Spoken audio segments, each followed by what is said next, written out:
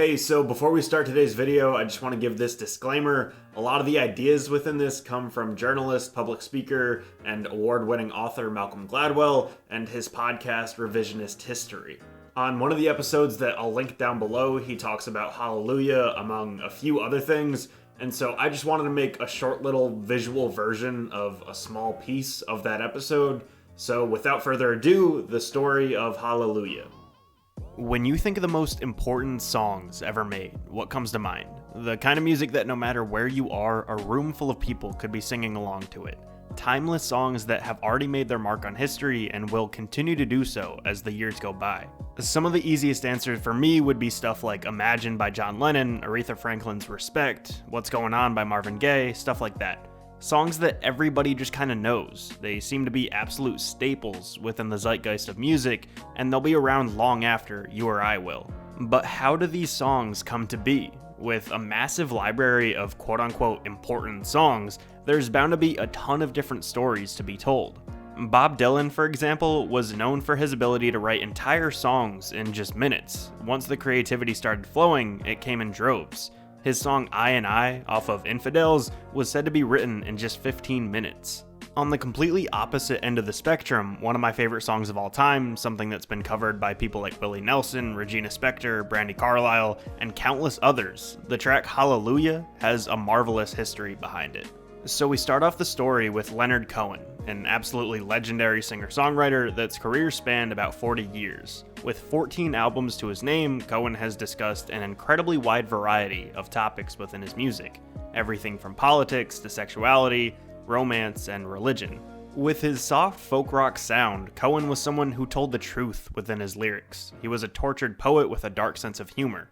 From his earlier albums to You Want It Darker, his last project that came out just 19 days before his death, he was a captivating storyteller. In the late 70s, Cohen started writing Hallelujah, but unlike Dylan, Cohen was somebody that needed trial and error. He needed to keep writing lyrics over and over again until he found the perfect combination of words. In a shocking turn of events, he spent 5 years writing this one song. For so long, he just couldn't solve the puzzle.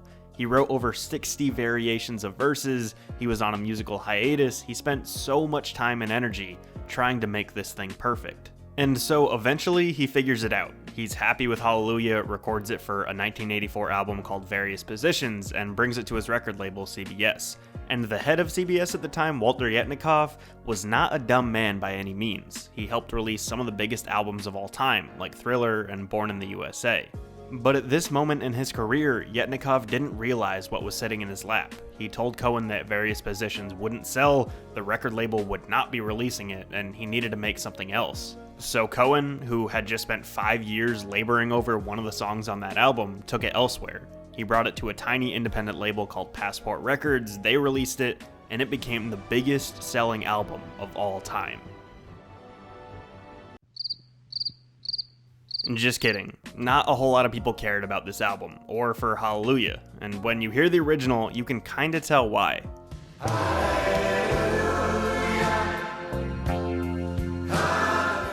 It's just a little bit much, don't you think? But like other musical geniuses, Cohen didn't let his song die. He kept working on it. Years go by, he changed the first few verses, only leaving the final verses the same as the original. He would perform it in concerts and slow the song down as time went by, and soon it was twice as long as it was before. There was a time you let me know. Dark, right? So one night Cohen's performing this version at the Beacon Ballroom in New York, and John Cale of the Velvet Underground was in the audience. Cale is amazed by the song, they meet up after the show, and Cale asks Cohen to send him the lyrics for the song because he wants to do his own version of it. And this is one of my favorite parts of the story. Cohen sends him 15 pages of lyrics, so at least some of the variations from over that 5-year span during the writing process. Cale picks and chooses from the lyrics, taking what he called the cheeky parts, which ended up being some of the old version and some of the new version. But the most important thing here is that Cale brings back a lot of the biblical references that were in the album version that Cohen had stopped using as much. Cale's cover ends up appearing on this obscure compilation album released by a French music magazine. The project was called I'm Your Fan, and it included a bunch of famous musicians covering Cohen's music. And from your lips she drew the hallelujah. I'm Your Fan became the highest selling album of 1991, Hallelujah was launched into the spotlight, and that is how everyone knows the song today. Did I get you that time? Not many people cared about I'm Your Fan. At this point in time, Hallelujah still wasn't a big song whatsoever. That is until this whole story starts to get really hard to believe. So, one of the few people that did purchase I'm Your Fan was a woman named Janine. Janine lived in Brooklyn, New York, and one time she was going out of town, and she needed a house sitter. Do you want to know who used to house sit for Janine? A good friend of hers, an aspiring musician named Jeff Buckley.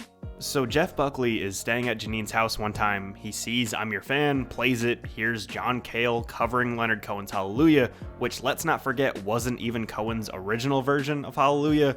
Buckley loves the song, starts to memorize the lyrics, and adds it to his set list. He plays it in a small bar in New York, and guess who's in attendance but an executive from Columbia Records. He signs Buckley, Buckley records his version, swapping out the original piano for a guitar, and it appears on his 1994 debut studio album, Grace. The baffled king composing hallelujah.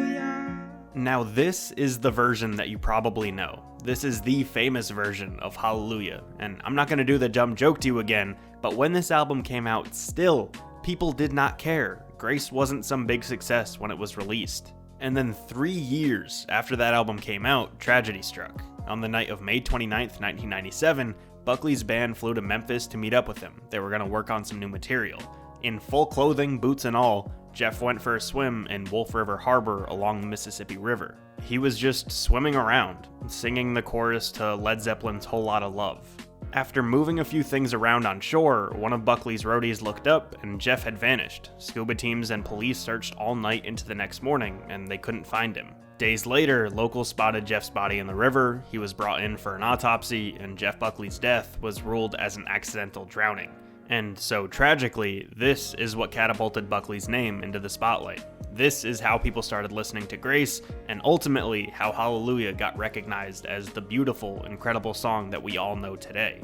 After Buckley's untimely death, this is when a bunch of people started covering the song. This is when covers of the track started getting featured in seemingly every new TV show and movie, 15 years after Leonard Cohen finished the song. That's when people really started listening to Hallelujah.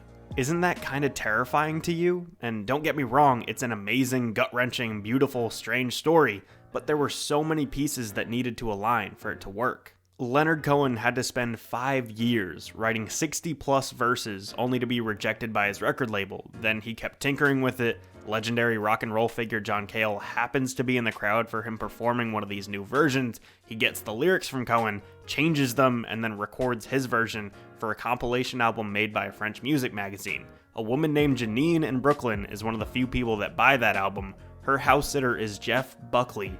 He does his version of the song, performs it in a bar, gets recognized, signs a deal, records his version, and tragically dies, and that is how we know what Hallelujah is today. It's easy to sit back and wonder what we've lost in the fire, all the masterpieces that didn't quite make it into the spotlight. But for now at least, I'm going to sit back, listen to Jeff Buckley, and be thankful that we have Hallelujah.